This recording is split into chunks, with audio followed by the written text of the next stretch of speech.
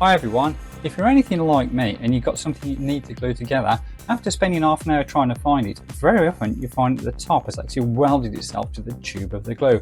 Really frustrating because you've got plenty in there if only you can get the top off. And sometimes we even resort to pliers just to try and get that top off, and you end up mangling the actual body of the glue. Really frustrating, and the worst culprits of these are the super glue or their clones. You take the top off, you use it once, pop it back on, and you'll never get them off. It's crazy really, because you're just wasting so much glue and you're also wasting money. It's a very easy way to prevent this though.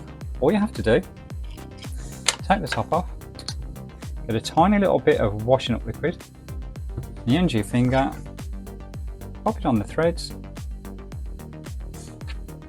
pop the top on. When you next come to use this, the top comes off nice and easy. Just remember just to put a little bit more on when you pop that top back on. Now that's it. Very simple, but very handy. Thanks for watching.